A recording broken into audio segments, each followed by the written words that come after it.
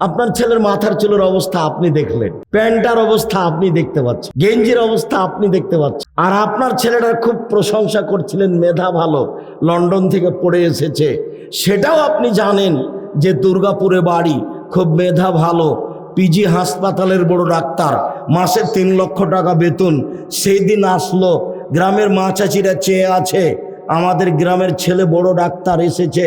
গাড়ি থেকে নামলো, দেখা গেল গলায় টাই আছে, প্যান্টটা টাকানোর নিচে আছে, দাড়ি চাঁচা আছে, হাতে সিগারেট আছে। একটু পরে বৌমা গাড়ি থেকে নামলো, গায়ে হালকা হালকা কাপড় আছে।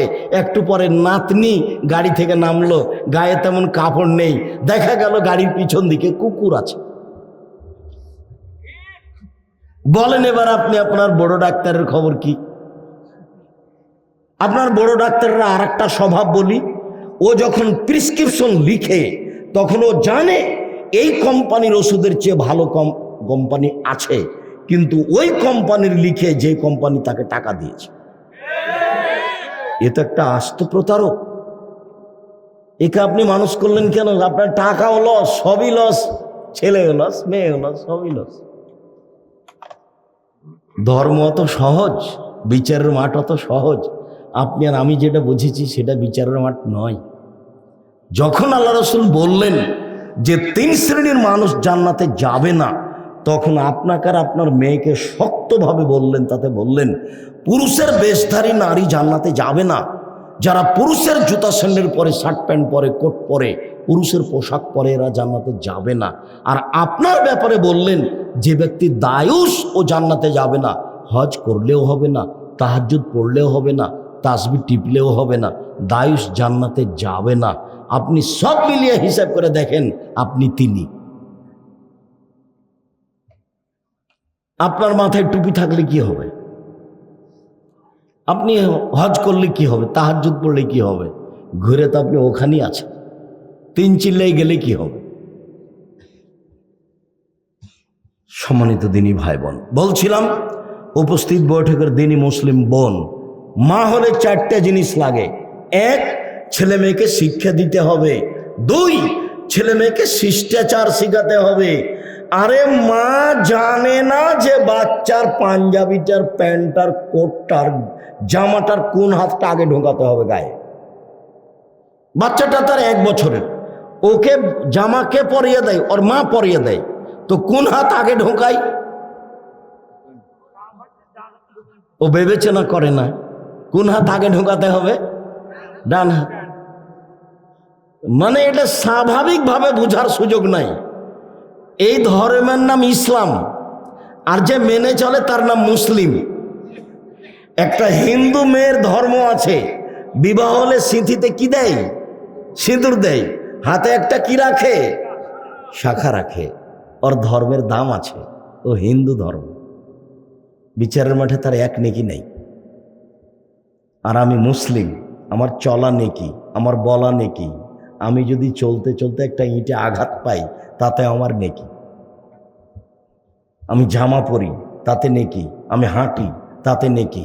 সুবহানাল্লাহ বলি, তাতে নেকি। কাজ করি, তাতে নেকি। আমার পুরো জীবনটাই নেকি দিয়ে জড়ানো। আমি ছেলের গায়ের জামাটাই এমনি পরিয়ে দিব? ছেলের পায়জামাটা, প্যান্টটা আমি এমনি পরিয়ে দিব? বাচ্চাটাকে নিয়ে মা ঘুমাতে যাচ্ছে, খাওয়াচ্ছে, দুধ খাওয়াচ্ছে, কিভাবে দুধ খাওয়াবে? বিসমিল্লাহ বলবে, ডান কাতে বাচ্চাকে নিয়ে শুইবে। মা তো কোনোদিন জানে না, ও তো হস্তিনী মা। ও ভালো রান্না করতে জানে, সেই জন্য প্রশংসা করছে। ওর বাপ বোঝে না বউ কাকে বলে।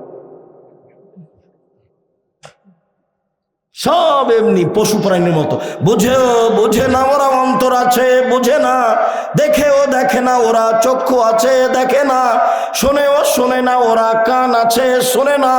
উলাইকা কালানাম, তারা পশু প্রাণীর মতো, তারা গরু ছাগলের মতো, তারা কুকুর শ্রীরের মতো, বালু মাজাল, বরং তার চেয়ে খারাপ। এ কথা আল্লাহ বলছেন, এই কথা মানুষকে বলছেন আল্লাহ। নফল সিয়াম, সিয়ামের ফজিলত। নফল সিয়াম, আজকে সোমবার চলে গেল, সিয়াম থাকা প্রয়োজন ছিল। আবার বৃহস্পতিবার আসবে, সিয়াম থাকতে হবে।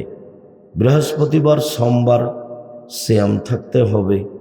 মুহররমের 2 দিন সিয়াম থাকতে হবে, আরাফার একদিন সিয়াম থাকতে হবে, জুলহিজ্জার 1 থেকে 9 দিন পর্যন্ত সিয়াম থাকতে হবে, শাওয়ালের 6 দিন সিয়াম থাকতে হবে, বিশেষভাবে শাবানের 1 থেকে নিয়ে 15ই শাবান পর্যন্ত সিয়াম থাকার প্রাণপণে চেষ্টা করতে হবে। 15ই শাবান সিয়াম থাকার এই বেদাতি প্রথা বাতিল করার চেষ্টা করতে হবে। ইবাদতের জগতে সিয়াম একটি অতীব গুরুত্বপূর্ণ ইবাদত। এটা জেনে বুঝে আল্লাহকে সন্তুষ্ট করার আশায় আমল করার চেষ্টা করতে হবে। উপস্থিত বৈঠকের 2-1 দিনী বোন আপনাদের সামনে 2-1টা কথা বলে আমরা আমাদের এই আলোচনায় ফিরে আসি। শুনুন, আব্দুর রহমান ইবনে আওফ বলছেন, আল্লাহর নবী একদা বললেন যে মহিলারা যদি 4টা কাজ করতে পারে তাহলে তাদের জন্য জান্নাতের সব দরজা খোলা। তখন তিনি 1 নম্বরে বললেন সালাত খামসাহা, 5 ওয়াক্ত সালাত আদায় করল। মানে মানুষের জীবনে সবচেয়ে যেটা জরুরি কাজ সেটা হলো 5 ওয়াক্ত ফরজ সালাত। মানুষের জীবনে এর চেয়ে কোনো জরুরি কাজ নেই। আর 2 নম্বর যেটা মানুষের জীবনে জরুরি কাজ সেটা হলো হালাল রুজি। হালাল রুজি উপার্জন করতে গিয়ে যদি দিন মজুর হিসাবে কাজ করতে হয়, সারাদিন মানুষের বাড়িতে কাজ করব, বিকালে 500 টাকা পাবো, এই নিয়ে জীবন কাটাবো, এটাই হবে সবচেয়ে ভালো। তারপরেও ভাবতে হবে হালাল রুজি কোথায় আছে। এটা মানুষের জীবনে 2য় জরুরি কাজ। 3য় জরুরি কাজ একটু কোরআন তেলাওয়াত করতে হবে, যে কোনো মূল্যে, কম হোক আর বেশি হোক। কমতে কমতে বলেছি অন্তত সূরা ইখলাস। সূরা ইখলাস সকালে 3 বার পড়ে আল্লাহকে বলতে হবে, এই যে আমি কোরআন মাজিদ পড়ি তার প্রমাণ এই যে সূরা ইখলাস পড়লাম। 4, 2 জন যেখানে বসে আছে সেখানে বসতে হবে না, যার নাম আড্ডা পিটা। দোকানে বসে সময় কাটাতে হবে না। 5 জন 7 জন মিলে দোকানে বসে গল্প করতে হবে, টিভি দেখতে হবে। এইটা হলো খুব ন্যাক্কারজনক, নোংরা, জঘন্য স্বভাব, খারাপ মানুষের স্বভাব, বদ মানুষের স্বভাব। যাদের স্বভাব খারাপ, যাদের চরিত্র খারাপ, যারা মানুষের বদনাম করে, যারা মানুষের বদনাম শুনে, যারা ল্যাংটা বেটি ছেলে দেখে, তারা দোকানে বসে আড্ডা পিটে, মেয়েটা নাচে আর এরা কারোর বদনাম করে আর শুনে আর বসে থাকে। এইটা ত্যাগ করতে হবে। মানুষের জীবনে 4টা কাজ সবচেয়ে জরুরি। 1, 5 ওয়াক্ত সালাত, 2, হালাল রুজি, 3, কোরআন তেলাওয়াত, 4, 2 জন যেখানে বসে গল্প করছে সেখানে না বসা, বিশেষভাবে আড্ডা না পিটা। আড্ডা পিটা কাজটা চিরদিনের জন্য হারাম মনে করতে হবে। যেটা আপনি দেখছেন, এই খারাপ স্বভাব দিন দিন আরো বাড়বে।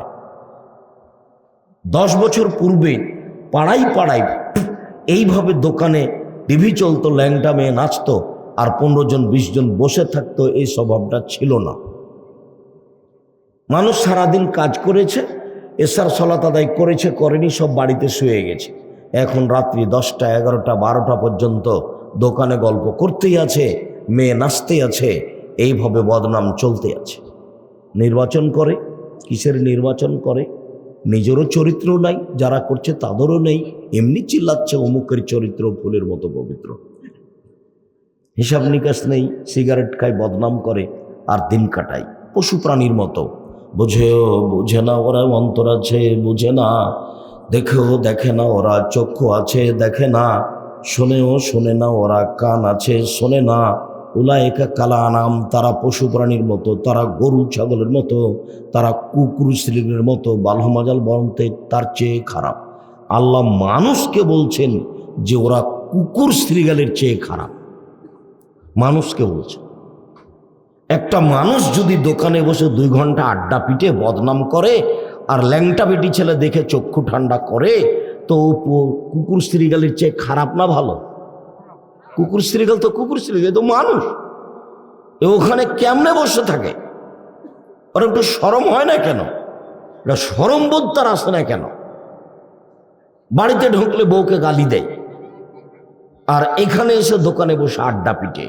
কত খারাপ স্বভাব, কত নোংরা স্বভাব, কত বর্বর স্বভাব। একজন মোমেন এটা করতে পারে? চারটা মানুষের জীবনের জরুরি কাজ মনে রাখতে হবে। বলছিলাম আল্লাহ রসুল বললেন, মহিলারা যদি চারটা কাজ করতে পারে জান্নাতের সব দরজা খোলা। 1, 5 ওয়াক্ত সালাত। 2, রমজান মাসের সিয়াম রোজা যেটা আসছে। 3, স্বামীকে মেনে চলা, তিতা লাগলেও মিঠা লাগলেও তাকে মেনেই চলতে হবে, এটাই আদেশ। 4, জেনায় লিপ্ত না হওয়া। এই চারটা কাজ যদি এরা করতে পারে জান্নাতের সব দরজা খোলা। এই কথা মুহাম্মদ সাল্লাল্লাহু আলাইহি সাল্লাম বলেন। চারটা কাজ করে কোনো পুরুষ জান্নাতে চলে যাবে এরকম সুযোগ পুরুষের নেই। এত বড় সুযোগ পুরুষকে দেওয়া হয়নি যে চারটা কাজ করলেই জান্নাতের সব দরজা খোলা, এরকম হিসাব পুরুষের জন্য নেই। যেখানে আল্লাহ রাসূল একটা কথা বলেছেন যে লোকটা হয়ে যায় সেই দিনের মতো যেদিন তার মা তাকে জন্ম দিয়েছে, এরকম কথা আল্লাহ রাসূল কয়েক জায়গাতে বলেছেন। আবার আল্লাহ রাসূল এটাও বলেছেন, কেউ যদি এই আমলটা করে তাহলে তার জন্য জান্নাতের সব দরজা খোলা। তখন সেটা পুরুষের জন্য খাস নয়। যেমন অজু করার পরে কেউ যদি বলে আশহাদু আল্লা ইলাহা ইল্লাল্লাহু ওয়াহদাহু লা শারীকা লাহু ওয়া আশহাদু আন্না মুহাম্মাদান আবদুহু ওয়া রাসূলুহু, তাহলে জান্নাতের সব দরজা খুলে দেওয়া হয়েছে। যাও। তো এইটা পুরুষ যদি অজু করার পরে বলে তো তাই, মহিলা যদি অজু করার পরে বলে তো তাই, একই, দুইজনেরই একই। মানে পুরুষের জন্য ভিন্ন কোনো মর্যাদা নেই। যেমন আল্লাহ রাসূল বলেছেন, কেউ যদি হজ করে আর হজটা যদি কবুল হয় তাহলে ও হয়ে যায় সেই দিনের মতো যেদিন তার মা তাকে জন্ম দিয়েছে, নিষ্পাপ হয়ে যায়। তো পুরুষ মানুষ যদি হজ করে কবুল হয়ে যায় তাহলে জন্মদিনের মতো হয়ে যায়। মহিলা মানুষ যদি হজ করে কবুল হয়ে যায় তাহলে জন্মদিনের মতো হয়ে যায়, নিষ্পাপ হয়ে যায়। তাহলে পুরুষের ভিন্ন কোনো মর্যাদা নেই। কে যদি অসুস্থ হয়, বিছানায় পড়ে আছে, তবুও বলছে আলহামদুলিল্লাহ, অসুখ হলেই চট করে ডাক্তারের কাছে যেতে হবে, এই স্বভাব ভালো নয়। অসুখ বিসুখ হলে একটু ধৈর্যের পরিচয় দিতে হবে। মানুষের অসুখ হয়ই তার পাপ মোচনের জন্য। আল্লাহ রাসূল বলছেন এই মহিলাটা জান্নাতে চলে গেছে। এই কথাটা আবার পরে আব্দুল্লাহ ইবনে আব্বাস বলছেন, শোনেন, এই মহিলাটা জান্নাতি কিভাবে? এই মহিলাটা একদিন আল্লাহ রাসূলের কাছে এসেছিল, এসে বলছে, আল্লাহ রাসূল,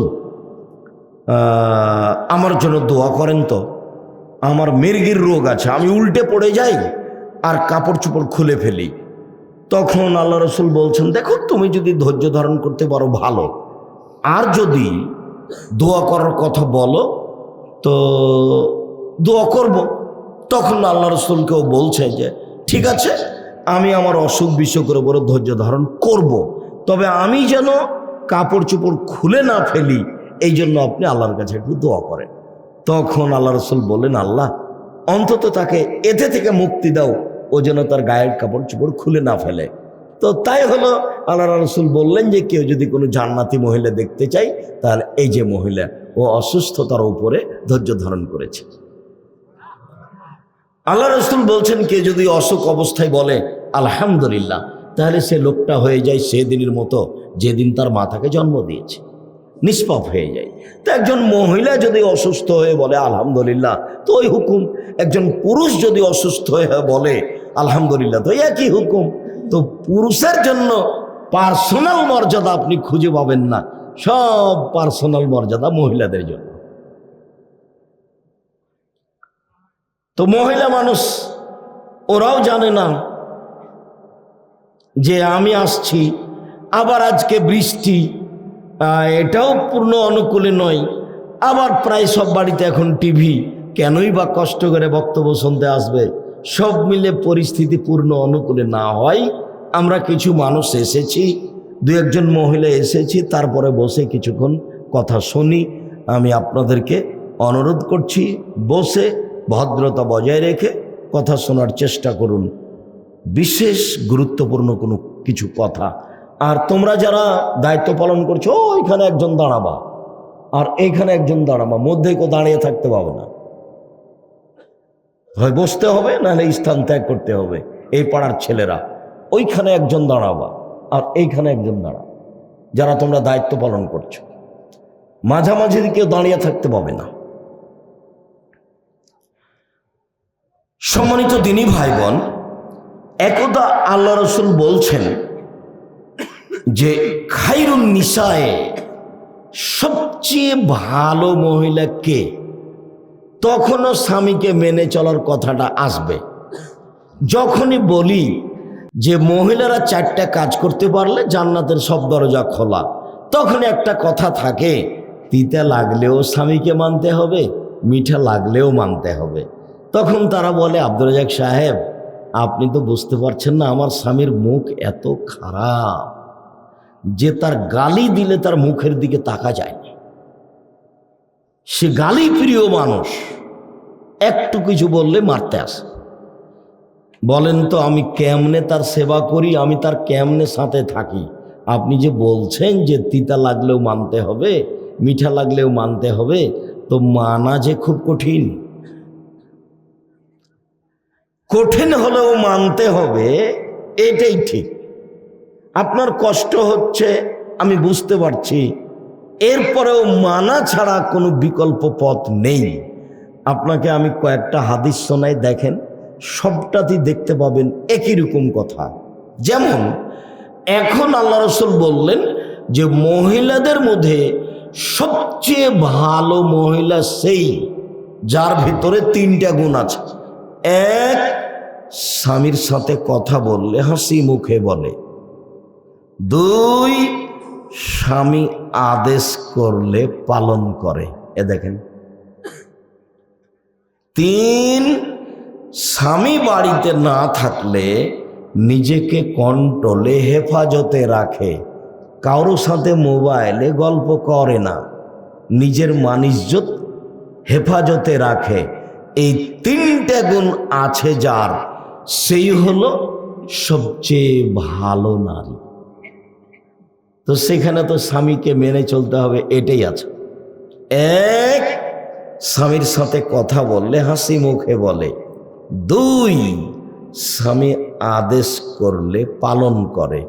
3, স্বামী যখন বাড়িতে থাকে না তখন কারোর সাথে গল্পে জড়ায় না, কারোর সাথে মোবাইলে প্রেমের কথা বলে না। এই হলো সবচেয়ে ভালো নারী। আবার দেখেন একই কথায় আসবে। একদা আল্লাহ রসুল ঈদের মাঠে গেলেন। ঈদের মাঠে গিয়ে পুরুষদের সালাত আদায় করার পরে কিছু বক্তব্য পুরুষদের সামনে দিলেন, তারপর মহিলাদের কাছে গেলেন। মহিলাদের কাছে গিয়ে বলছেন, ইয়া মাশারা নিসা তাসাদ্দাকনা, মহিলারা শোনো, তোমরা দান করো। আমি তোমাদেরকে অধিকাংশ মানুষই দেখছি জাহান্নামে নারী, জাহান্নামের অধিকাংশ মানুষই নারী। জাহান্নাম বলতে নারী আর নারী। তো তোমরা জাহান্নাম থেকে বাঁচার জন্য দান করো। দান কিন্তু জাহান্নাম থেকে মানুষকে বাঁচাতে পারে। তো তোমরা দান করো জাহান্নাম থেকে বাঁচার জন্য। তো যেমন আল্লাহ রসুল বলেছেন যে জাহান্নামের অধিকাংশ মানুষই নারী, তখন মদিনার একজন মহিলা দাঁড়িয়ে বলেছে, কেন আমরা কেন জাহান্নামে বেশি যাব, এর কারণ কি? তখন দেখবেন কথা ওটা আবার আসলো। আল্লাহ রসুল বললেন, শোনো, 2টা কারণে ওরা জাহান্নামে বেশি যাবে। 1, স্বামীকে মানে না। 2, মানুষের উপরে অভিশাপ করে বেশি বেশি। একই কথা হলো না? ঘুরে স্বামীকে মেনে চলাই আসলো। আল্লাহর নবী বললেন জাহান্নামের বেশিরভাগ মানুষই নারী। তো একজন মহিলা দাঁড়িয়ে বলল, কেন? তখন আল্লাহ রসুল উত্তরে বললেন যে ওরা স্বামীকে মেনে চলে না। এক কথাই তো হলো। দেখেন আর একটা হাদিস পেশ করি, এতেও মহিলাদের মান সম্মান বেশি। আল্লাহ রসুল বললেন, শোনো, নবীগণ জান্নাতে যাবেন, শহীদেরা জান্নাতে যাবে, সত্যবাদীরা জান্নাতে যাবে, তারপরে মহিলারাও জান্নাতে যাবে। এই কথা বলে আর একটু কথা লাগিয়ে দিলেন। লাগিয়ে দিয়ে বলছেন, ওইসব মহিলা জান্নাতে যাবে যাদের স্বামী একটু রাগ করলে স্বামীর হাত ধরে বলে, যতক্ষণ পর্যন্ত আপনি খুশি না হবেন ততক্ষণ পর্যন্ত আমি কোনো কিছু খাবো না। এ হলো জান্নাতি নারী। কি হলো? একই কথা হলো না? সবই সব একই সিরিয়ালের। যে কয়েকটা হাদিস পেশ করলাম সবটাতে কি আছে? স্বামীকে মেনে চলা। আবার এটা বলি আপনাকে, স্পষ্ট করি, এটা আল্লাহ রসুল বলছেন, নবীগণ জান্নাতে যাবেন, শহীদেরা জান্নাতে যাবে, সত্যবাদীরা জান্নাতে যাবে, মহিলারা জান্নাতে যাবে। তো মহিলারা জান্নাতে যাবে বলে কথাটা শেষ করলেন না, বললেন যে ওইসব মহিলা যাদের স্বামী কোনো সময় রাগ করলে কি করে? হাতটা ধরে বলে, যতক্ষণ পর্যন্ত আপনি খুশি না হবেন ততক্ষণ পর্যন্ত আমি কোনো কিছু মুখে দিব না। এ হলো কে? জান্নাতি নারী। সম্মানিত দিনী ভাই বোন, যেখানে আল্লাহ রাসূল বললেন যে চারটা জিনিস আছে যার, সব কিছু আছে তার, চারটা জিনিস আছে যার, সব কিছু আছে তার, চারটা জিনিস নেই যার, কোনো কিছু নেই তার, চারটা জিনিস আছে যার, সব কিছু আছে তার, ইহকাল আছে তার, পরকাল আছে তার, তখন তিনি এক নম্বরে বললেন আল মারাতু সলেহা, ভালো স্ত্রী, ভালো আচরণের স্ত্রী। তো ভালো আচরণ তো এটাতে গড়ে উঠবে যে স্বামীকে মেনে চলে। এক নম্বরে এটাই বললেন। আর দুই নম্বরে বললেন ভালো প্রতিবেশী। ভালো প্রতিবেশী, প্রতিবেশী বলতে একটা কথা মনে পড়ল, আল্লাহ রাসূল বলেছেন ধ্বংস তিনটা জিনিস আছে, ধ্বংস, ও একেবারে ধ্বংস হয়ে যাবে। এক, ফিলমারা, স্ত্রীর মধ্যে ধ্বংস। স্ত্রী যদি ভালো না হয় তাহলে আপনার সংসার ধ্বংস হয়ে গেছে। যার জন্য আমি বলেছি যে আপনার মেয়েটার নখটা বড় আছে, নখে নেল পালিশ আছে, বলেন তো মেয়েটা খারাপ না ওর মা খারাপ? ওর মা খারাপ। তখন আমি বলেছি এটা ওর সৎ মা, বলেছি এটা ওর খালা, এটা আসল মা নয়। আসল মা যদি হয় তাহলে মেয়ের নখ বড় কেন, নখে নেইল পালিশ কেন? ইহুদি খ্রিস্টানদের পতিতালয়ের মেয়েদের বৈশিষ্ট্য হচ্ছে নখে নেইল পালিশ দেওয়া। ইহুদি খ্রিস্টানদের পতিতালয়ের মেয়েদের বৈশিষ্ট্য হচ্ছে নখে নেইল পালিশ দেওয়া, নখ বড় রাখা। তো আমাদের মুসলিম মেয়েদের নখ বড় থাকবে কেন, নখে নেইল পালিশ থাকবে কেন? তাহলে এই দোষ ত্রুটি সব মায়ের উপরে যায়। তখনই ওই হাদিসটা আমি বলি যে জাবের রাদিয়াল্লাহু তাআলা আনহু বলছেন যে একদা রাসূলের সাথে আমরা যুদ্ধ করে বাড়ি ফিরে আসছিলাম, এখন আমরা মদিনায় ঢুকবো। তো আল্লাহ রাসূল বলেন, থামো থামো থামো, এখানে বসো, আমরা রাতে এখানে থাকবো, সকালে বাড়ি যাব। তা আমি জাবের বললাম, আল্লাহর নবী, আমি নতুন বিবাহ করেছি, আমাকে বাড়ি যেতে অনুমতি দেন। এই কথা বলতে আল্লাহ, বাচ্চা বসো। ওই বাচ্চা পাশ থেকে উঠছে, ওর দিকে খেয়াল করলে তো আপনি আমার কথা বুঝতে পারবেন না। কোনো বাচ্চা কিছুক্ষণ, অল্প সময়, আমিও বুঝতে পারিনি যে এত দেরি করে আসতে হবে। আমি বাসা থেকে বের হয়েছি দেরি করে, আবার এখানে এসে এত দেরি করে আসবো, এটা হিসাব নিকেশের বাইরে চলে গেছে। তো এসেছি, আবার আবদুল্লার পরিবর্তে এসেছি, কিছু না বললেও মানায় না। আর অনেক দিন পরে এসেছি, 22-23 বছর পরে মনে হয়, এরকম আমার মনে হচ্ছে, অনুমান হতে পারে। সম্মানিত দিনী ভাই বোন, রাসূল সাল্লাল্লাহু আলাইহি ওয়াসাল্লাম বললেন যে কুমারী মেয়ে বিবাহ করেছ না তালাক প্রাপ্ত মেয়ে বিবাহ করেছ?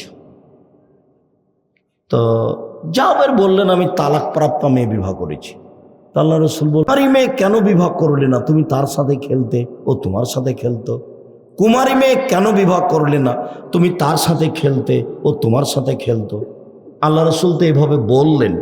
এখন জাবের বলছেন, আল্লাহ নবী শোনেন, আমার আব্বা উহুদের যুদ্ধে শহীদ হয়েছেন 9 জন মেয়ে রেখে, আমার 9 জন বোন আছে। আমার বোনদের সমবয়সের কম বয়সের মেয়েকে আমি বিবাহ করা পছন্দ করিনি 4টা কারণে।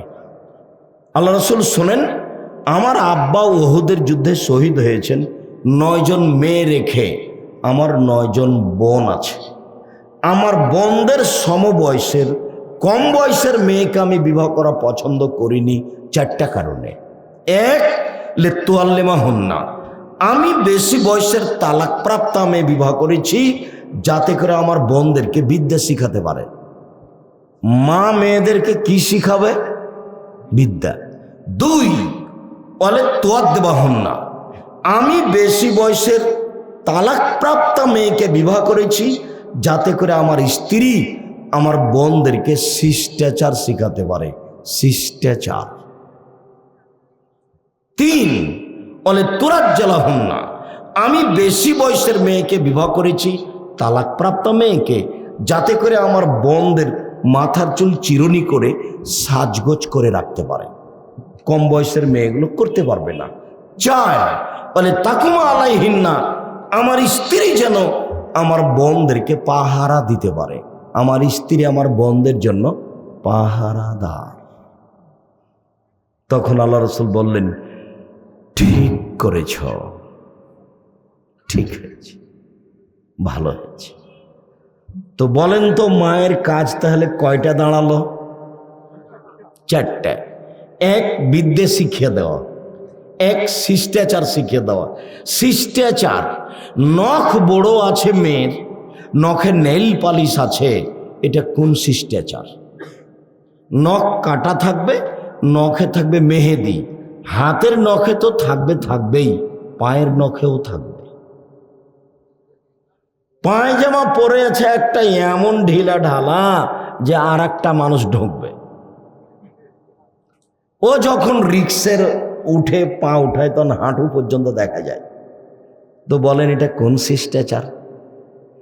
আবার দেখবেন এমন পায়জামা পরে আছে, স্কিন পায়জামা, গায়ের সাথে লেগে আছে, অঙ্গ প্রত্যঙ্গ তো বোঝা যায়, লজ্জা স্থানও বোঝা যায়, এইটা কোন শিষ্টাচার? এ কি আসলে সত্যিই খালা? এ কি সত্যিই সৎমা? এ কি মেয়ের এগুলো কিছু দেখে না? না, এ সৎমা নয়, এ খালা নয়, এই হলো রাজশাহীর ভাষাতে হস্তিনীমা। এই হলো হস্তিনীমা। তোমার বাপের উচিত একে তালাক দেওয়া। আমি তালাক দিতে আদেশ করিনি, আমার পরামর্শ থাকলো।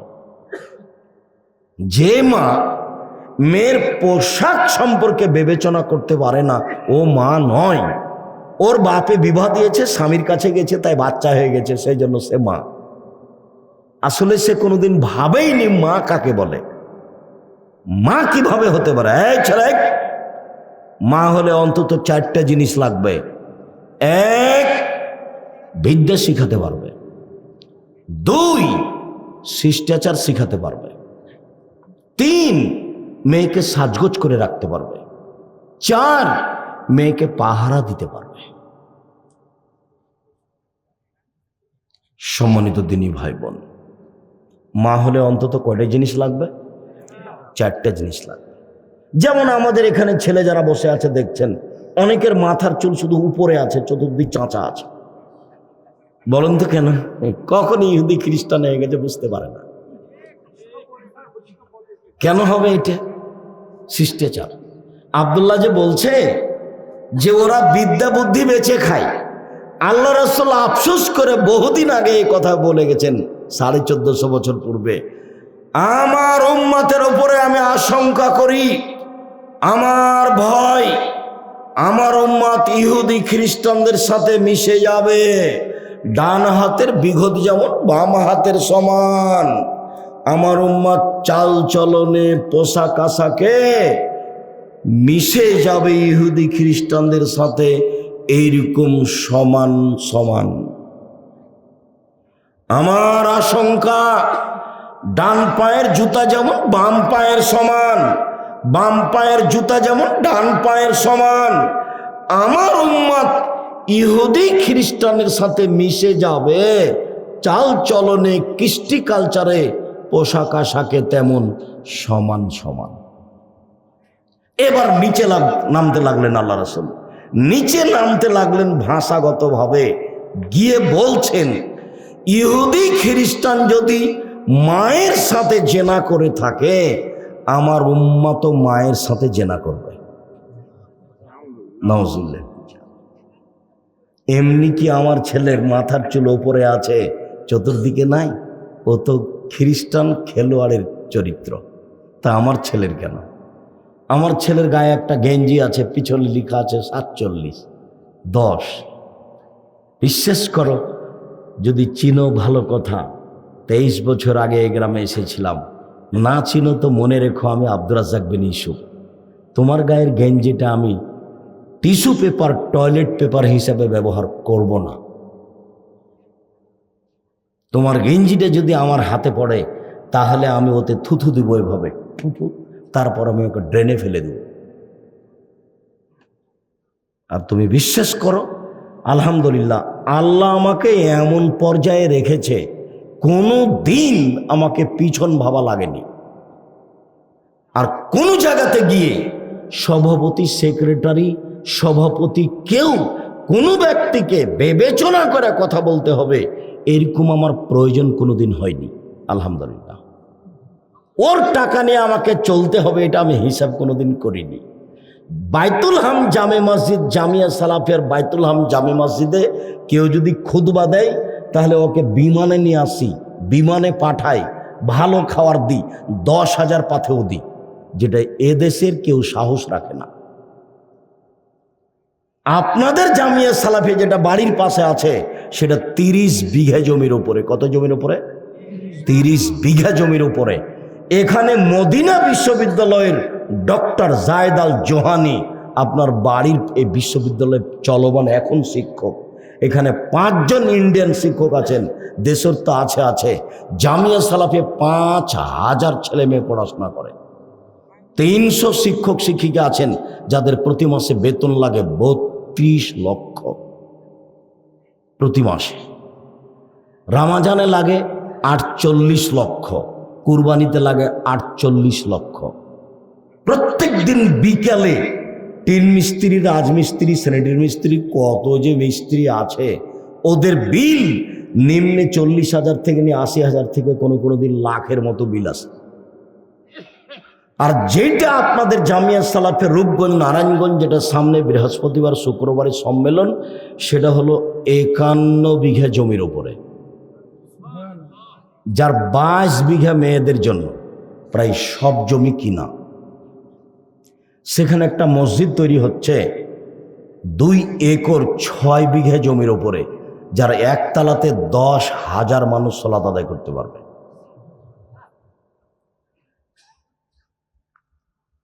কোনোদিন কোনো ব্যক্তিকে বিবেচনা করে কথা বলতে হবে, ওর টাকার দিকে আমাকে চেয়ে থাকতে হবে, এরকম কোনো একদিন 1 ঘন্টা আমার কাছে আসেনি। আল্লাহ আমাকে ওর চেয়ে উপরে রেখে দিয়েছে। এমনিতেই কোনো কাজ আমাকে পরিকল্পনা করে করা লাগে না, কোনোদিন কারো বক্তব্য এক সন্ধ্যা শোনা লাগে না। আমি আমার গতিতে আছি। আমি বলেছি, জাতির যদি রাস্তাঘাট করে দিতে না পারি, জাতির যদি স্কুল কলেজ করে দিতে না পারি, জাতিকে চূড়ান্ত সঠিক ধর্ম দিতে পারবো ইনশাআল্লাহ। ধর্মের ব্যাপারে জাতিকে ফাঁকি দিয়ে পরকাল হারাতে রাজি নই। যে কোনো সাইড দিয়ে আপনি আসতে পারেন। আপনি আমার সাথে পরামর্শ করলে আপনার আমি উপকার করবো ইনশাআল্লাহ। ছেলে মেয়েকে পড়াতে হবে, আসেন আপনি আমার সাথে পরামর্শ করেন। প্রতিষ্ঠান খুলতে হবে, আসেন আপনি আমার সাথে পরামর্শ করেন। দিন প্রচার করতে হবে, আসেন আপনি আমার সাথে পরামর্শ করেন। আপনি যে ফিল্ডে আছেন আমি তার চেয়ে ভালো পরামর্শ দিতে পারবো ইনশাআল্লাহ। আপনার ছেলের অবস্থা তো আপনি ভালো বুঝেন। আপনার ছেলের মাথার চুলের অবস্থা আপনি দেখলেন, প্যান্টার অবস্থা আপনি দেখতে পাচ্ছেন, গেঞ্জির অবস্থা আপনি দেখতে পাচ্ছেন। আর আপনার ছেলেটার খুব প্রশংসা করছিলেন, মেধা ভালো, লন্ডন থেকে পড়ে এসেছে, সেটাও আপনি জানেন যে দুর্গাপুরে বাড়ি, খুব মেধা ভালো, পিজি হাসপাতালের বড় ডাক্তার, মাসে 3 লক্ষ টাকা বেতন। সেই দিন আসলো, গ্রামের মা চাচিরা চেয়ে আছে, আমাদের গ্রামের ছেলে বড় ডাক্তার এসেছে। গাড়ি থেকে নামলো, দেখা গেল গলায় টাই আছে, প্যান্টটা টাকানো নিচে আছে, দাড়ি চাঁচা আছে, হাতে সিগারেট আছে। একটু পরে বৌমা গাড়ি থেকে নামলো, গায়ে হালকা হালকা কাপড় আছে। একটু পরে নাতনি গাড়ি থেকে নামলো, গায়ে তেমন কাপড় নেই, দেখা গেল গাড়ির পিছন দিকে কুকুর আছে। বলেন এবার আপনি আপনার বড় ডাক্তারের খবর কি? আপনার বড় ডাক্তাররা আর একটা স্বভাব বলি, ও যখন প্রেসক্রিপশন লিখে তখন ও জানে এই কোম্পানির ওষুধের চেয়ে ভালো কোম্পানি আছে, কিন্তু ওই কোম্পানির লিখে যে কোম্পানি তাকে টাকা দিয়েছে। এ তো একটা আস্ত প্রতারক। একে আপনি মানুষ করলেন কেন? আপনার টাকাও লস, সবই লস, ছেলেও লস, মেয়েও লস, সবই লস। ধর্ম অত সহজ, বিচারের মাঠ অত সহজ। আপনি আর আমি যেটা বুঝেছি সেটা বিচারের মাঠ নয়। যখন আল্লাহ রাসূল বললেন যে 3 শ্রেণীর মানুষ জান্নাতে যাবে না, তখন আপনাকে আর আপনার মেয়েকে শক্তভাবে বললেন, তাতে বললেন পুরুষের বেশধারী নারী জান্নাতে যাবে না। যারা পুরুষের জুতা স্যান্ডেল পরে, শার্ট প্যান্ট পরে, কোট পরে, পুরুষের পোশাক পরে, এরা জান্নাতে যাবে না। আর আপনার ব্যাপারে বললেন যে ব্যক্তি দায়ুস ও জান্নাতে যাবে না। হজ করলেও হবে না, তাহাজ্জুদ পড়লেও হবে না, তাসবিহ টিপলেও হবে না, দায়ুস জান্নাতে যাবে না। আপনি সব মিলিয়ে হিসাব করে দেখেন, আপনি তিনি। আপনার মাথায় টুপি থাকলে কি হবে? আপনি হজ করলে কি হবে? তাহাজ্জুদ পড়লে কি হবে? ঘুরে তো আপনি ওখানেই আছেন। 3 চিল্লাই গেলে কি হবে? সম্মানিত দিনী ভাই বোন, বলছিলাম উপস্থিত বৈঠকের দিনী মুসলিম বোন, মা হলে 4টে জিনিস লাগে। 1, ছেলে মেয়েকে শিক্ষা দিতে হবে। 2, ছেলে মেয়েকে শিষ্টাচার শেখাতে হবে। আরে মা জানে না যে বাচ্চার পাঞ্জাবিটার, প্যান্টার, কোটটার, জামাটার কোন হাতটা আগে ঢোকাতে হবে গায়ে। বাচ্চাটা তার 1 বছরের, ওকে জামাকে পরিয়ে দেয়, ওর মা পরিয়ে দেয়, তো কোন হাত আগে ঢোকায়? ও বিবেচনা করে না কোন হাত আগে ঢোকাতে হবে? ডান হাত। মানে এটা স্বাভাবিকভাবে বোঝার সুযোগ নাই। এই ধর্মের নাম ইসলাম, আর যে মেনে চলে তার নাম মুসলিম। একটা হিন্দু মেয়ের ধর্ম আছে, বিবাহ হলে সিঁথিতে কি দেয়? সিঁদুর দেয়, হাতে একটা কি রাখে? শাখা রাখে। ওর ধর্মের দাম আছে, ও হিন্দু ধর্ম। বিচারের মাঠে তার 1 নেকি নেই। আর আমি মুসলিম, আমার চলা নেকি, আমার বলা নেকি। আমি যদি চলতে চলতে একটা ইঁটে আঘাত পাই, তাতে আমার নেকি। আমি জামা পরি, তাতে নেকি। আমি হাঁটি, তাতে নেকি। সুবহানাল্লাহ বলি, তাতে নেকি। কাজ করি, তাতে নেকি। আমার পুরো জীবনটাই নেকি দিয়ে জড়ানো। আমি ছেলের গায়ের জামাটাই এমনি পরিয়ে দিব? ছেলের পায়জামাটা, আমি প্যান্টটা আমি এমনি পরিয়ে দেব? বাচ্চাটাকে নিয়ে মা ঘুমাতে যাচ্ছে, খাওয়াচ্ছে, দুধ খাওয়াচ্ছে, কিভাবে দুধ খাওয়াবে? বিসমিল্লাহ বলবে, ডান কাতে বাচ্চাকে নিয়ে শুইবে। মা তো কোনোদিন জানে না, ও তো হস্তিনী মা। ও ভালো রান্না করতে জানে, সেই জন্য প্রশংসা করছে। ওর বাপ, ওর বাপও বোঝে না বউ কাকে বলে।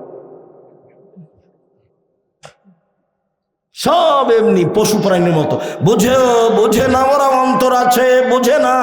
দেখে ও দেখে না, ওরা চক্ষু আছে দেখে না, শোনেও শোনে না, ওরা কান আছে শোনে না। উলাইকা কালানাম, তারা পশু প্রাণীর মতো, তারা গরু ছাগলের মতো, তারা কুকুর শ্রীরের মতো, বালুম মাজাল, বরং তার চেয়ে খারাপ। এ কথা আল্লাহ বলছেন, এই কথা মানুষকে বলছেন আল্লাহ। এই কথা আল্লাহর নবী বলেননি, এই কথা আল্লাহ বলছেন, এই কথা আল্লাহ মানুষকে বলছেন। সম্মানিত দিনী ভাই বোন, রাসূল সাল্লাল্লাহু আলাইহি সাল্লাম একদা বললেন, আফজালহু, সম্পদের মধ্যে সবচেয়ে দামি সম্পদ, সম্পদের মধ্যে সবচেয়ে দামি সম্পদ এক লেসানুন যাকির, ওই জিহ্বা যে জিহ্বা সুবহানাল্লাহ, আলহামদুলিল্লাহ, আল্লাহু আকবার বলতে পারে। দুই, ওই অন্তর যে অন্তর অল্পতেই খুশি। দুর্গাপুর বাজারে বাপে বলে গেছে বেগুনটা বাজারে নিয়ে আয়, তো বাপ সকালেই চলে গেছে, গিয়ে দেখছে 30 টাকা কেজি বেগুন।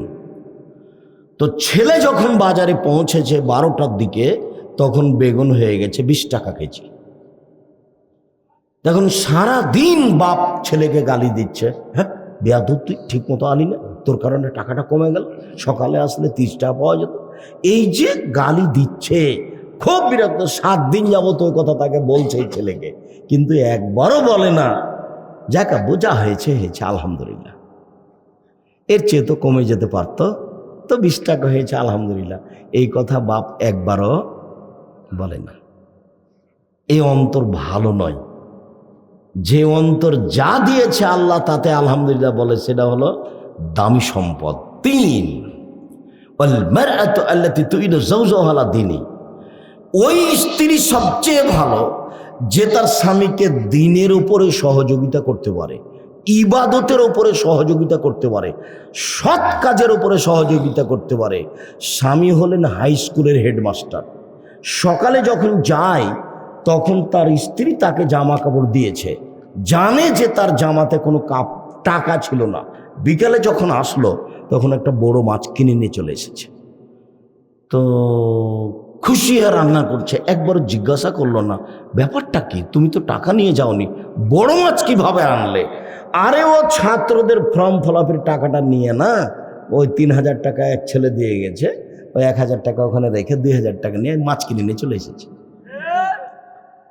তো স্বামী স্ত্রী কি করবে দেখেন, আমি দুর্গাপুরের কোন থানা এটা, দুর্গাপুর থানার গ্রামের মেয়ে, অল্প কিছুতেই খুশি। আপনার সামনে মাছটি রান্না না করে আমি মাটিতে পুঁতে দিলাম, আমার দেহে স্বাস্থ্যকালীন এরকম মাছ রান্না করব না, যা হবে হবে, শুলি হবে না হয় ফাঁসি হবে, তালাক হবে না হয় হবে না, আমি জেনে শুনে আমি তার স্ত্রী হিসেবে অবৈধ টাকার মাছ রান্না করে দিতে পারি না। শোনেন, আপনাকে আমি খুব ভালোবাসি, আমি নিজেকে আপনার 2 পায়ের নিচে রেখে বিলিয়ে দিয়ে আপনার সেবা করে বাকি জীবনটা শেষ করতে চাই। আমার পক্ষ থেকে কোনো প্রকার অভিমান থাকিবে না, আমার পক্ষ থেকে কোনো প্রকার আপত্তি থাকিবে না। আপনি আমার একটা কথা শোনেন, আপনি মসজিদে যাবেন এশার সলাত আদায় করতে, এশার সলাত আদায় করে বাসায় চলে আসবেন, আমরা 2 জন খানা পানি খেয়ে একসাথে আল্লাহর নাম নিয়ে দোয়া পড়ে ঘুমিয়ে যাব। আপনি ঘন্টার ঘন্টা দোকানে বসে থাকবেন, এই আচরণ আমি গ্রহণ করতে রাজি নই। শোনেন, আমার জীবনে আমি কোনোদিন অভিমান করব না। অভিমান কি জিনিস? অভিমান কি জিনিস শোনো, এইবার রোজা ঈদে একটা শাড়ি কিনে দিও, এর নাম অভিমান। রোজা আসার আগেই আমাকে একটু আমার মায়ের বাসা থেকে ঘুরিয়ে নিয়ে আসিও, এটা হলো অভিমান। ব্যস্ততার কারণে ওর মায়ের বাড়ি নিয়ে যেতে পায়নি, টাকার সুবিধা হয়নি, তখন শাড়িও কিনতে পারেনি, তখন শয়তান ওকে বলছে বল না তোর স্বামীকে, বল না তোর স্বামীকে তুমি আমাকে কোনোদিন কিছুই দাও না। তখন ও বলছে স্বামীকে, দেখো তোমার কাছে রমজানে চেয়েছিলাম এই, এ বলেছিলাম, তুমি একটা কথাও মানোনি, তুমি আমার কোনো কথাই মানো না। অভিমান করতে হবে না, তাহলে শয়তান কোনো সুযোগও পাবে না। আমাদেরও তো সংসার আছে, বিশ্বাস করেন। আমি আব্দুর রাজ্জাক বিন ইউসুফ বলছি, আমার সংসার 90 সালে চালু হয়েছে। কত সালে? 90 সালে। এখন পর্যন্ত কোনো অভিমানের কথা আমার জানা নাই। আমি কোনোদিন হাত পা মোজা ছাড়া বাড়ির বাইরে যেতে দেখিনি। বিবাহের 11 দিন পর থেকে প্রতিষ্ঠানের প্রধান শিক্ষিকা, প্রতিষ্ঠানে ঢুকলে একটা মেয়ে দৌড়িয়ে এক জায়গাতে আর এক জায়গায় যেতে পারবে এরকম সাহস করে না। কই আমরা কোনোদিন অভিমান দেখিনি। প্রতিবাদ, কোনোদিন প্রতিবাদ করব না। প্রতিবাদ, এটা বললেন কেন? আপনি আমার মাকে গালি দিলেন কেন? আপনি আমার এই কথাটা শুনলেন না কেন? এর নাম হচ্ছে প্রতিবাদ। যখনই প্রতিবাদ করবে তখন শয়তান তাকে বারবার বলবে, এই যে এটা বললো, এই যে এটা বললো, এই যে এটা তোমার স্বামী বললো। তখনও প্রতিবাদ করে, তখন ওও বলে গালি দিয়েছি তাতে কি হবে? হ্যাঁ তুমি গালি দিবে কেন? তোকে তালাক দিয়ে দেবো, যা। 1 তালাক 3 তালাক 100 তালাক দিলাম, যা। এইবার বুদ্ধি, তালাক যে 3টা হয়ে গেছে, হুজুর কি করতে হবে? বলে 1 রাতের জন্য বিবাহ দিতে হবে। ইহিল্লা বিবাহ, ইন্না লিল্লাহি ওয়া ইন্না ইলাইহি রাজিউন। তো চলেন আব্দুর রাজ্জাক সাহেবের কাছে যাই। কি করতে হবে ভাইজান? ঘটনায় 2টা ছেলে আছে, খুব ভুল হয়ে গেছে ভাইজান, ইন্না লিল্লাহি ওয়া ইন্না। 2টা ছেলে আছে, ছেলে দুটার দিকে লক্ষ্য করে বিবাহটা যদি, আমার বউটা যদি ফিরিয়ে পাওয়া যেত, কোনো সমস্যা নেই। কতদিন হলো তালাক দেওয়া? বলে 7-8 দিন হলো। আচ্ছা আচ্ছা, বউ ফিরিয়ে নিয়ে আসেন, কোনো সমস্যা নেই। 1 তালাক হয়ে গেছে বউ। তো বলছেন না, আমি মজাক করে দিয়েছিলাম। মজাক করে দিলেও হবে, তৎ করে দিলেও হবে, তালাক শব্দ মুখ দিয়ে বের করলেই তালাক হবে। এর জন্য তওবা চলে না। বলছে আমাদের এলাকার হুজুর যে আমাদেরকে তওবা করে বউ পাঠিয়ে দিয়েছে, এটি কি পাপ যে তওবা করালো হুজুর? হুজুরই তো জানে না তালাক কি জিনিস। তালাক দাও কি পাপের কাজ? আল্লাহ বলছেন তালাক দাও প্রয়োজনে, নবী বলছেন তালাক দাও প্রয়োজনে। তো তালাক দেওয়া নবীর আদেশ, তালাক দেওয়া আল্লাহর আদেশ। তোমার সংসার চলে না, তুমি তালাক দাও। তো তালাক দিলে তওবা করতে হবে কেন? এই আবার কোন কথা? তালাকের যেটা নিয়মিত বিধান সেটা চলে। একটা জিনিসের সাথে মজাক চলে না, সেটার নাম তালাক। একটা জিনিসের সাথে মজাক চলে না, সেটার নাম বিবাহ। একটা ছেলেকে বলছে দেখতে খুব ভালো লেগেছে, তখন বলছে এই ছেলে আমার মেয়েকে তোমাকে দিয়ে দিলাম। তখন ছেলেটা বলছে ঠিক আছে নিলাম, বিবাহ হয়ে গেছে। বাপের খুব দাম আছে। মেয়ে যদি নিজে নিজে কোর্টে 1000 বার বিবাহ আসে, বিবাহ হবে না। কোর্টের বিবাহ বাতিল, কোর্টের বিবাহ বাতিল, কোর্টের বিবাহ বাতিল। আল্লাহ রাসূল বলছেন আইয়ুমা ইমরাতিন নাকাহাত বেগের ইজনে ওয়ালিহা ফানিকাহ বাতিল, ফানিকাহ বাতিল, ফানিকাহ বাতিল। যে কোনো মেয়ে যদি নিজে নিজে বিবাহ বসে, সে বিবাহ বাতিল, সে বিবাহ বাতিল, সে বিবাহ বাতিল। আবার বলছেন যে কোনো মেয়ে নিজে বিবাহ বসবে, ফাইহা জানিয়া, ও ব্যভিচারণী, ও ব্যভিচারণী, ও ব্যভিচারণী। আবার আল্লাহ রাসূল বলছেন লা তুজাব্বিজুল মারাতাল মারাতা লা তুজাব্বিজু নাফসাহা।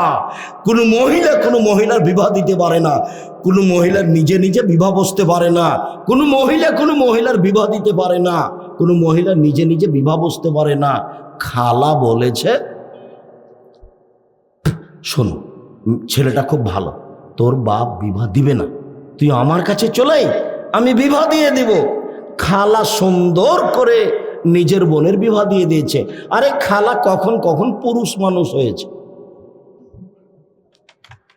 ফুফু বলছে যে ছেলে খুব ভালো, তোর বাপ এগুলো বুঝে না, আয় আমি বিবাহ দিয়ে দিচ্ছি। তো ফুফু ভাস্তির বিবাহ দিয়ে দিয়েছে। তো কোর্টেরও বিবাহ, ফুফুরও বিবাহ একই। ফেকার বইয়ে লেখা আছে, কেউ যদি বলে এটা আমার বউ, রাস্তায় হাঁটছে, একটা মেয়েকে বলছে এটা আমার বউ, তো 2 জন সাক্ষী বলছে হ্যাঁ আমরা সাক্ষী। 2 জন সাক্ষী ছাড়া বিবাহ হয় না। কাজীর খাতাতে আছে 4 জন সাক্ষী। বলো তো যুবক, 4 জন সাক্ষী কোন কাজে লাগে? জেনাই লাগে। তো এটা কি জেনা বাস্তবায়ন করা হচ্ছে না বিবাহ? তা আমি বলেছি কাজীর খাতা দিয়ে টয়লেট পেপার হিসেবে ব্যবহার করতে হবে। কাজী যে খেপে গেছে। আমি বলছি ভাইজান আপনি খেপছেন কেন?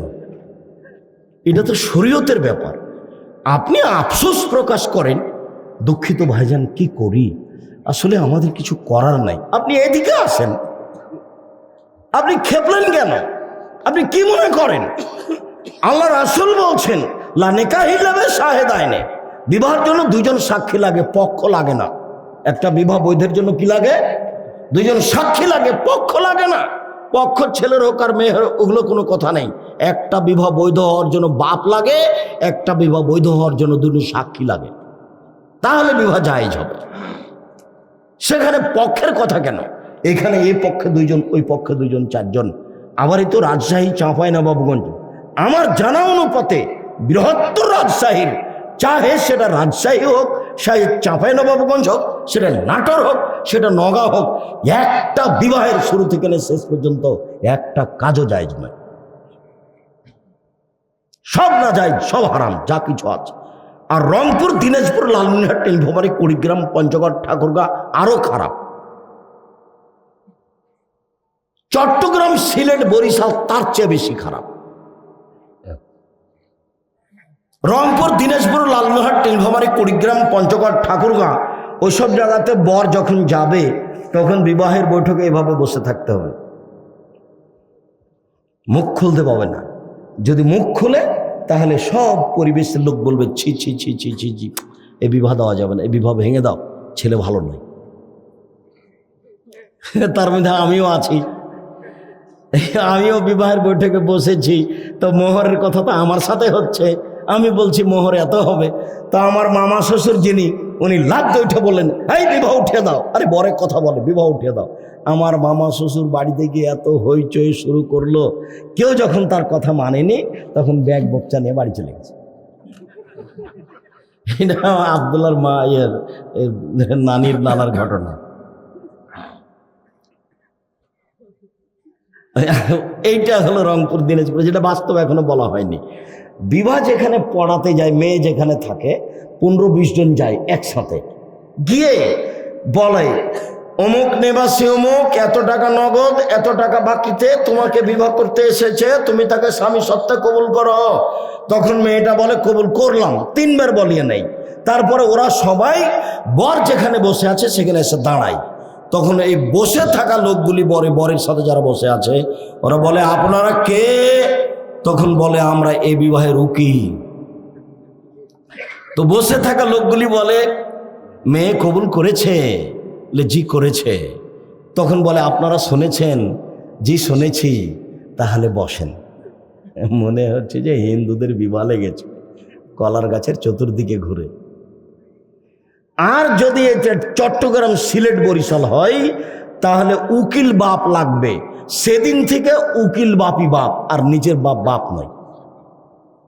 উকিল বাপ এখন মেয়ে নিয়ে যাবে, উকিল বাপের বাড়িতে মেয়ে এখন বেড়াতে যাবে, নিয়মিত এটা বাপ হয়ে গেছে। অথচ শরীয়তে দাদা উকিল হতে পাবে না বাপ বেঁচে থাকাকালীন, জ্যাঠো হতে পাবে না, বাপই উকিল, বাপই সবকিছু করবে। বিবাহের সব নিয়ম নীতি উল্টে আছে।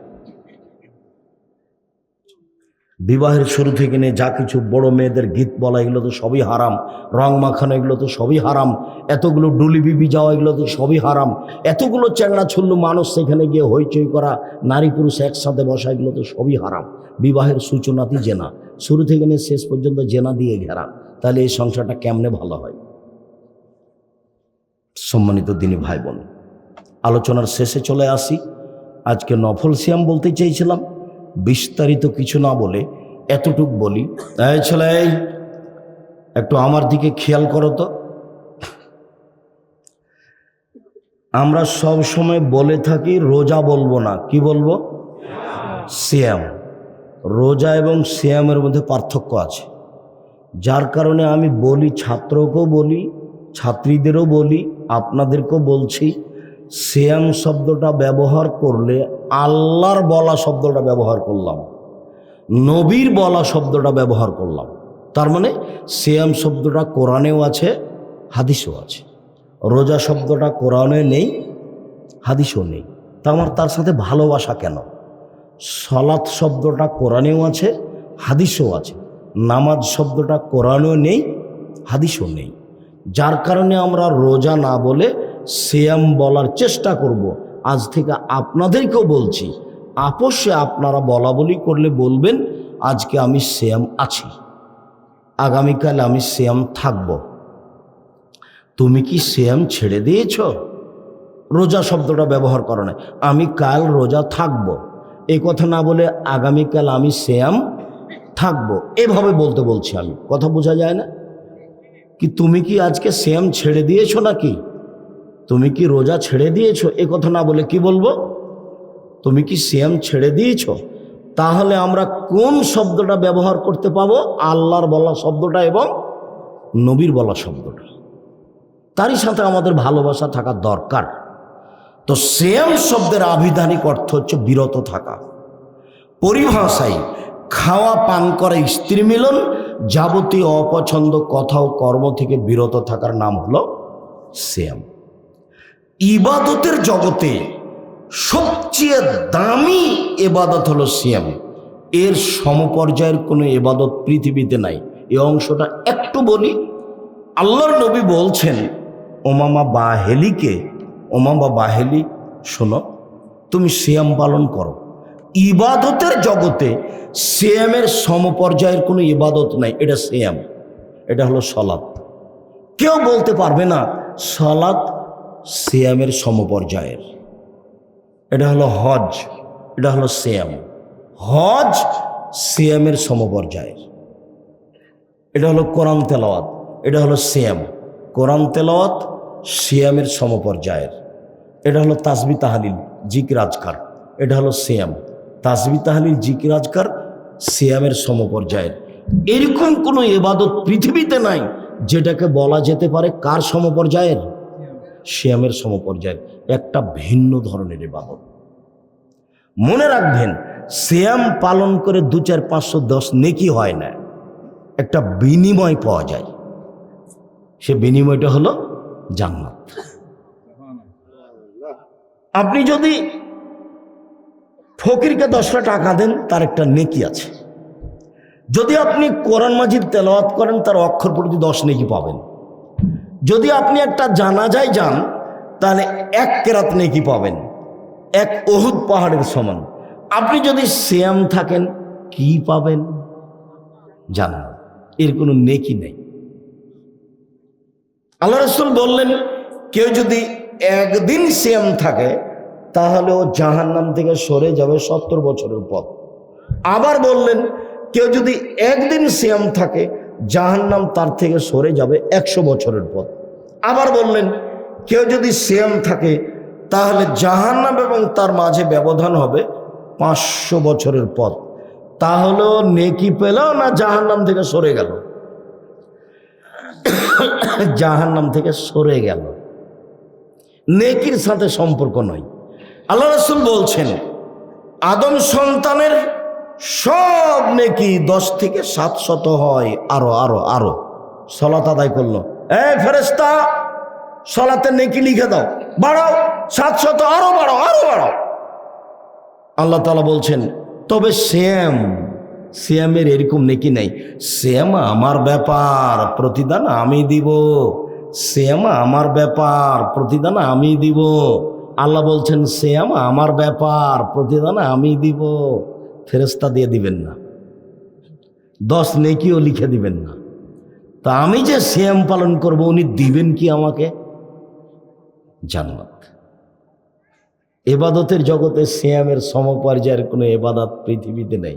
একটা ভিন্ন ধরনের ইবাদত হলো সিয়াম। যেহেতু আমি কথা সংক্ষিপ্ত করছি, আপনি মিডিয়াতে দেখলে এই বিষয়ে বিস্তারিত দেওয়া আছে, সেই সুবাদে আমি চলে আসলাম। নফল সিয়ামের সবচেয়ে উত্তম সিয়াম হলো মুহররমের সিয়াম।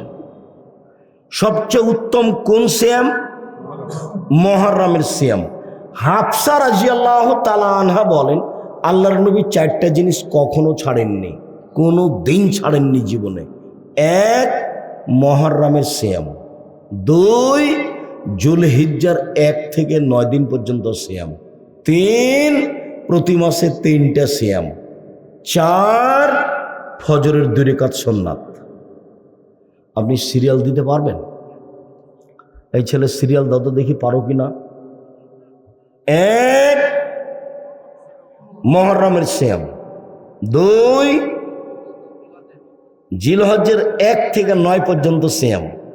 3, আয়ামে বীজ, প্রতি মাসে 3 দিন সিয়াম। 4,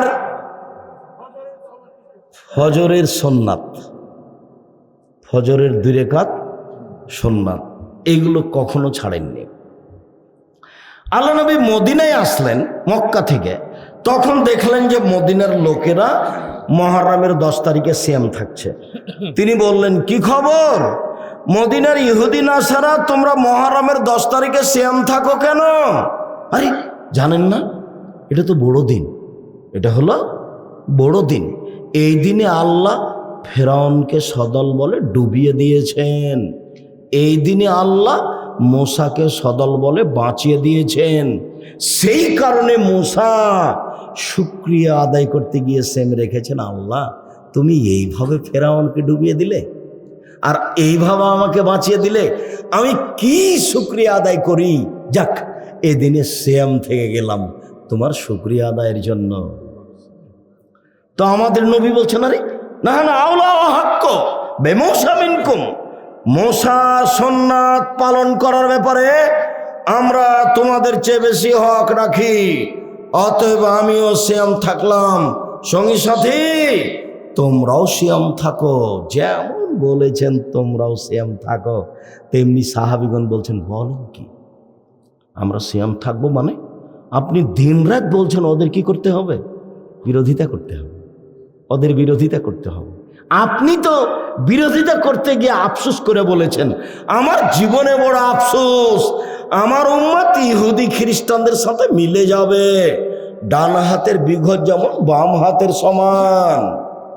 আমার আফসোস, আমার উম্মত ইহুদি খ্রিস্টানের সাথে পোশাক পাতিতে, চাল চলনে, মাথার চুল কাটাতে, গেঞ্জি পরাতে, প্যান্ট পরাতে তাদের সাথে মিশে যাবে, ডান পায়ের জুতা যেমন বাম পায়ের সমান।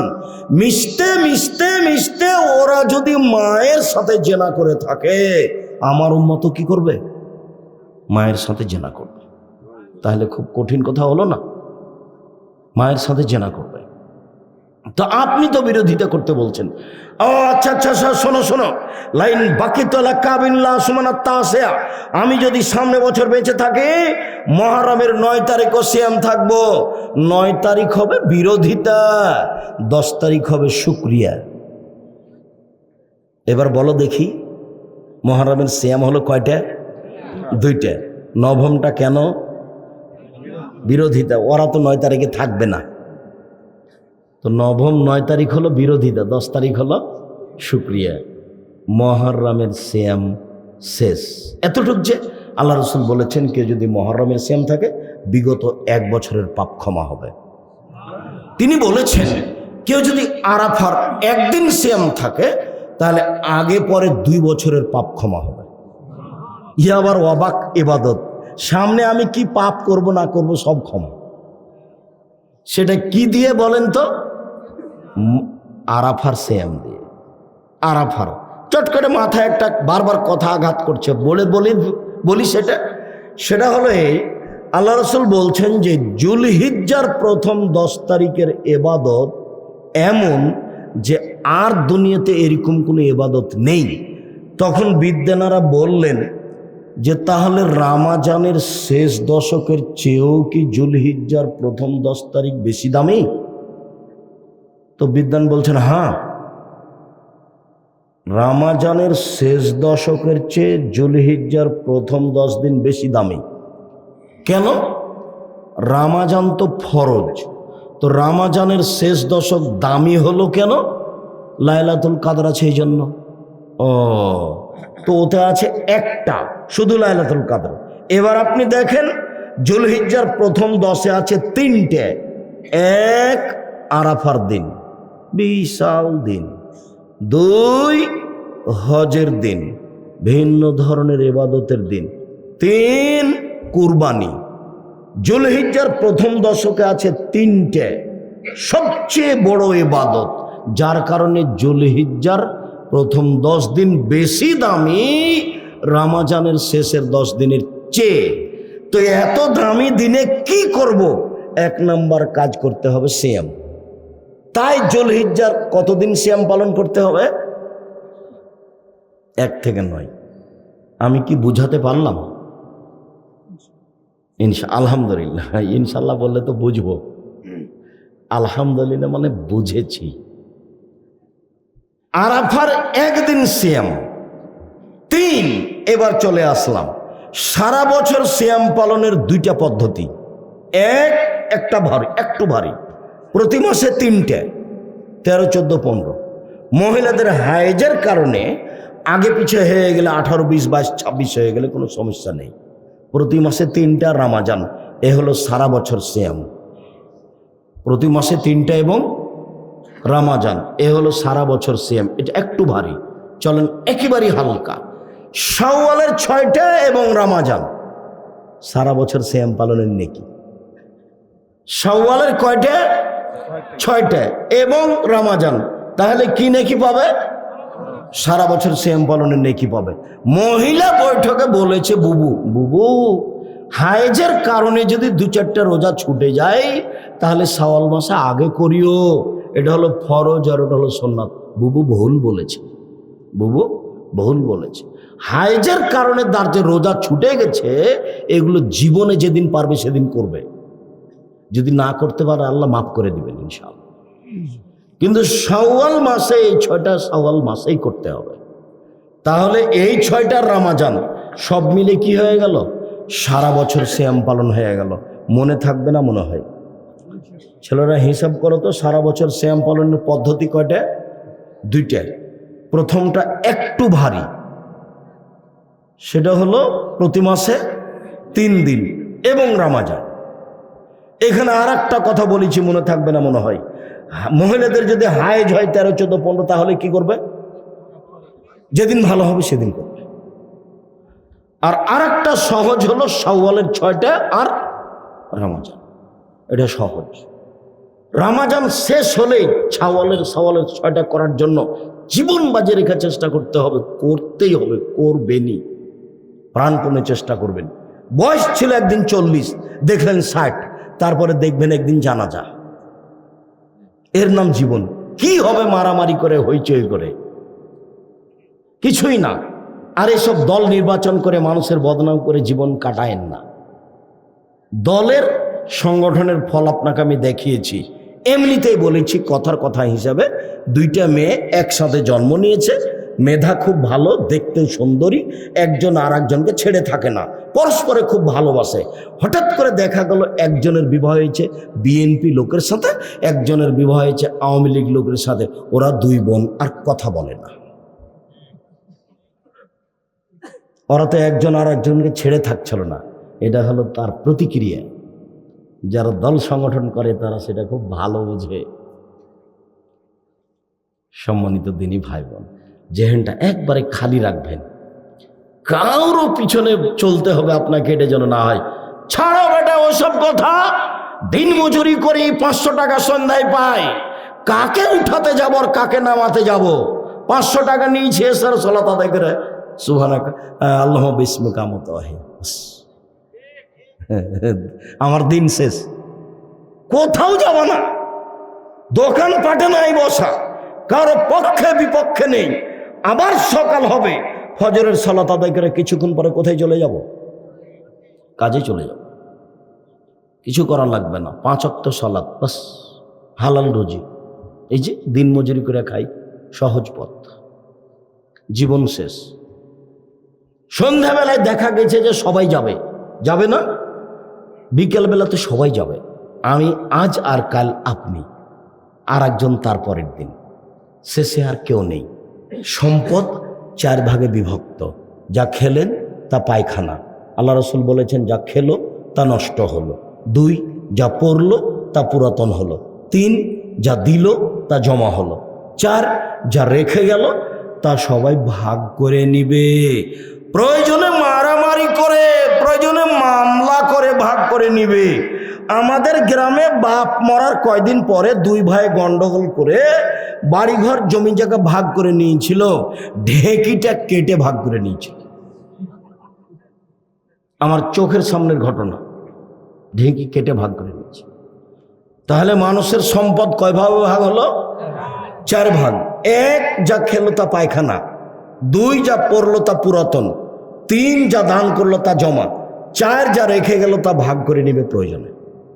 2 ভাই বলবে, এক ভাই বলবে আমি সামনের দিক নিব, আর এক ভাই বলবে না আমি একটু কম নিচুতে পিছনের দিক নেই। কোনো মতে মানবো না। রায় তো আর বউ বলছে যে তুমি মরে গেলেও মানবে না, সমাধান নাই। এইভাবে দুনিয়া চলছে। কেন এখানে ফাঁকি দিতে থাকবেন? আর একজনকে নিয়ে আপনার এত কথা কেন? ধৈর্য ধারণ করেন, ইবাদত করেন, সময় শেষ। সম্মানিত দিনী ভাই বোন, এবার চলেন যাই শাবান মাসের সিয়ামে চলে যাই। আল্লাহ রসুল বৃহস্পতিবার সোমবার সিয়াম থাকতেন। সাপ্তাহিক রিপোর্ট আল্লাহর কাছে পেশ করা হয় বৃহস্পতিবারের সোমবারে, আর বাৎসরিক রিপোর্ট পেশ করা হয় শাবান মাসে। আল্লাহর নবীর জানা ছিল না সেই দিন কোন দিন, যার কারণে তিনি রিপোর্ট ধরার জন্য বেশি বেশি সিয়াম থাকতেন। একটা জিজ্ঞাসা, সাহাবী বললেন ওসাব ইবনে জায়েদ, আল্লাহর নবী আপনি শাবান মাসে এত সিয়াম থাকেন কেন? এটা জিজ্ঞাসা। দেখেন তো আপনার জিজ্ঞাসাটা মনে থাকে কি না। আপনি আমাকে জিজ্ঞাসা করছেন, আব্দুর রাজাক সাহেব আল্লাহর নবী শাবান মাসে এত বেশি সিয়াম থাকতেন কেন? এটা জিজ্ঞাসা করতে পারবেন না? আচ্ছা, একজন সাহাবী বলেন আল্লাহর নবী আপনি শাবান মাসে এত বেশি সিয়াম থাকেন কেন? এই জিজ্ঞাসাটা বুঝতে পারলেন না? দেখি আল্লাহ রসুল কি বলছেন। আরে শোনো, শাবান একটি মাস, মানুষ তাতে গাফিল থাকে। তুরফাউল আমাল ইলা রাব্বিল আলামিন, বাৎসরিক রিপোর্ট এই মাসে পেশ করা হয়। আমার মন চায় আমার বাৎসরিক রিপোর্টের সময় আল্লাহ দেখুক আমি সিয়াম আছি। নাও দেখো আমার রিপোর্টটা, দেখো সিয়াম অবস্থায় দেখো। রিপোর্ট ধরার জন্য তিনি কি করতেন? বেশি বেশি সিয়াম থাকতেন। তার জানা ছিল না সেদিন কোন দিন। ভারত, বাংলাদেশ, পাকিস্তানের আলেম ওলামা জেনে নিলেন সেদিন 15ই শাবান। তাই তারা কলকারখানা, অফিস আদালত, কোর্ট কাচারি, শিক্ষা প্রতিষ্ঠান সব কিছু বন্ধ করে রাতে গোসল করে আতর গোলাপ মেখে সিয়াম থাকে। এই হিসাব বাতিল। আল্লাহ রাসূলের সুন্নাত পালন করতে হবে, তাহলে নেকি হবে, তাহলে আল্লাহকে সন্তুষ্ট করা যাবে। রাসূলের পদ্ধতিতে আসতে হবে। মর্মে আমার দিনী ভাই বোন, আজ থেকে আগামী বৃহস্পতিবার থেকে সোমবার বৃহস্পতিবার সিয়াম পালনের জন্য আন্তরিকভাবে অনুরোধ রইল। সামনে বছরের শাবান মাসে 1 তারিখ থেকে 15ই শাবান পর্যন্ত সিয়াম পালনের জন্য জোরালোভাবে অনুরোধ রইল। রমজান শেষ হলে শাওয়ালের 6টা সিয়াম পালন করার জন্য জোরালো অনুরোধ রইল। জুলহিজ্জা মাসের কুরবানি মাসের 1 তারিখ থেকে 9 দিন পর্যন্ত সিয়াম পালনের অনুরোধ রইল। সিয়াম পালন সবচেয়ে দামি ইবাদত, যার কারণে দাউদ আলাইহিস সালাম সপরিবারে একদিন সিয়াম থাকতেন, একদিন এমনি, একদিন সিয়াম থাকতেন, একদিন এমনি, একদিন সিয়াম থাকতেন, একদিন এমনি। যার কারণে আমাদের নবী মুহাম্মদ সাল্লাল্লাহু আলাইহি সাল্লাম একদিন সিয়াম থাকতেন, 2 দিন এমনি, একদিন সিয়াম থাকতেন, 2 দিন এমনি, একদিন সিয়াম থাকতেন, 2 দিন এমনি। তার আদর্শ অনুযায়ী আপনাকে আমি অনুরোধ করছি, আপনি আমার দিনী ভাই, আপনি আমার দিনী বোন, 1 নম্বর অনুরোধ রক্ষা করার চেষ্টা করেন, বৃহস্পতিবার সোমবার সিয়াম থাকে। ইনশাআল্লাহ, ইনশাআল্লাহ। মনটা ভারী হলো নাকি? পারবো না নাকি? মানুষ পারবে না, পশু প্রাণী পারবে? মানুষ পারবে, মানুষই পারে। আপনাকে নিরাশা ভাব মনে হচ্ছে কেন? আমি আমার ছাত্র জীবনে একদিন সিয়াম থাকতাম, এমনি এমনি থাকতাম, সাহারির সাথে সম্পর্ক ছিল না, আজও নেই। আমার মা ওইটা বন্ধ করে দেয়, বলে না এখন নয়, পরে তুমি একদিন সিয়াম থাকে, একদিন এমনি থাকে। আমি সিয়াম পালনের জন্য সাহারির বিষয়ে বিবেচনা করতে পারি না। বাস ইফতারির সময় হিসাব থাকলেই হলো। সাহারি সুন্নাত, বরকত হয়, খেতেই হবে জরুরি নয়। সাহারির বিবেচনা ছাড়াই সিয়াম পালন করার চেষ্টা করেন, পারলে সাহারি খান, বরকত হবে। আল্লাহ রাসূল বলছে তাসাওয়ারু ফিহি আল বারাকা, সাহারি খাও, তাতে বরকত আছে। জরুরিভাবে ফরজ নয়, অনুরোধ করছি বৃহস্পতিবার সোমবার সিয়াম পালন করার চেষ্টা করেন। আরাফার একদিন সিয়াম থাকবেন, মহরমের 2 দিন সিয়াম থাকবেন, শাওয়ালের 6 দিন সিয়াম থাকবেন, জুলহিজ্জার একটানা 9 দিন সিয়াম থাকবেন, শাবান মাসের একটানা 15 দিন সিয়াম থাকবেন।